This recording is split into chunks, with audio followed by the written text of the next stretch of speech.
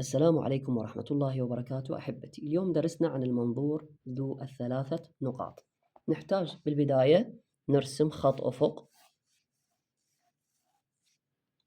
ببساطة بدون هاي الهندسيات، وارسم تحت خط الأفق بكذا سنتيم وكذا مساحة وكذا مسافة. هنا ببساطة راح نختصره بشكل فني، نخلي نقطة هنا ونقطة هنا، نقطة نظر، ونقطة مثلا أسفل العمل.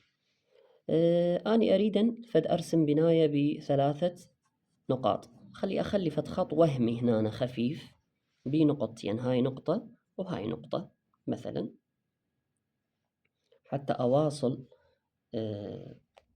الهندسيات إلى أو الخطوط. فهذه واحد وهذه اثنين بالنسبة للنقطة الأولى، والنقطة الثانية أيضا أواصلها بالواحد وبالثنين بهذا الشكل. تكون عندي هذا المربع اللي أريده. خلاص أحذف الزايد، هذا الزايد اللي صار عندي ما أحتاجه بعد من الخطوط، هذا كله زايد ما أحتاجه. أنا اللي ردت أتوصل إلى هذا المربع المرسوم بطريقة منظورية.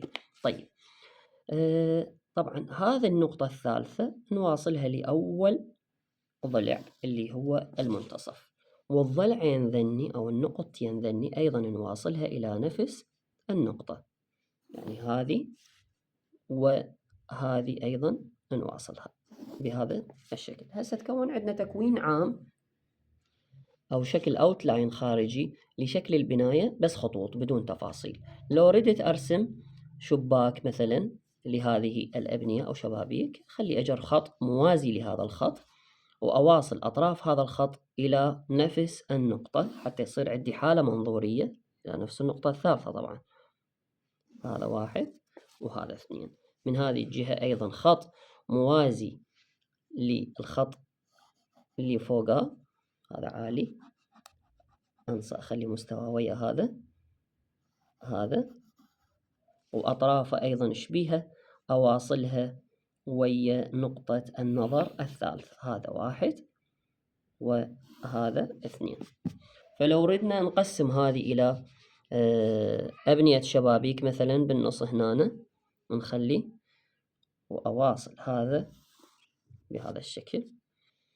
وإذا ردت نفس هذا الخط بموازاته راح أقسم إلى مجموعة شبابيك بهذا الشكل بالمسطرة.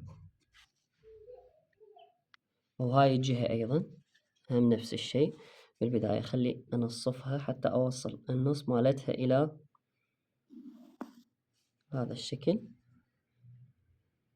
وأقسمها إذا أريد مربعات مثل اللي على الجانب الأيمن، هذه على الجانب الأيسر هم شبابيك. طبعا الخط اللي يكون تقسيم الشبابيك موازي للأعلى هو للخط الرئيسي حتى يصير عندي بحالة منظورية صحيحة بهذا الشكل. بهذا الشكل هسه صارت عندي الشكل الصحيح للبناية. إذا ردت أسوي من هنا كأنه هذا سياج مع السطح البناية، أخلي مربع موازي داخل هذا المربع الرئيسي. سووا بالمسطرة أفضل لكم، يصير أسهل وأسرع وأكثر دقة. وأظلله بشكل خفيف، يعني هذا مربع من هنا موازي، وهذا موازي لهذا الخط، وهذا موازي لهذا الخط، وهذا موازي لهذا الخط من هنا، وهذا يتظلل بشكل خفيف هاي على مود يعني ننطي جوانب الظل والضوء منا. طبعا هاي حالة من حالات المنظور اللي هي المنظور ذي الثلاثة نقاط أو متعدد النقاط. وهاي أيضا نظللها راح من هنا الشبابيك هذه كل شي بالظل والضوء. طبعا خطة تجسيم لي الشكل مالتي بالظل والضوء، ما يبقى أوتلاين خارجي.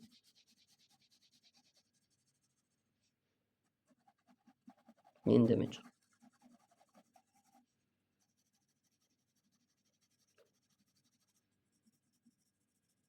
فكل بعض يدرس هذا المنظور بالطرق الهندسية، يعني بالأرقام، بالتالي راح تتمكن من رسم المربع بس ما تعرف ترسم الشكل. هذه الطريقة مبسطة أكثر، أنه تتمكن من رسم الشكل كامل بالبناية. يعني مجرد يجيك سؤال ارسم منظور ب3 نقاط راح تتمكن من رسمه بشكل بسيط جدا. إذا ردت تقسمها بعد أكثر، هاي أنت يمك يعني أشكال الشبابيك بس تتحكم بها. شوفوا كل النقطة الثالثة حتى أسوي لها منظور. نفس الشي هذه الجهة هم أبدي أظللها بهذا الشكل، وهاي نكمل التظليل من هنا. أنا جاي أختصر شوية بالفيديو. شوف هسه صار عندنا بناية، طبعا تقدر تعددهن البنايات وهواي تسويهن بنفس الشغل هذا. بس احنا بناية وحدة بمنظور ذي 3 نقاط.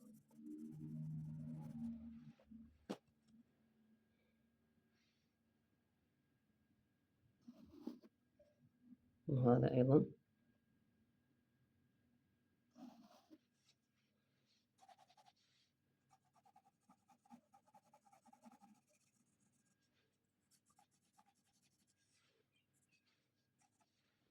صار عندنا منظور ب3 نقاط خطي.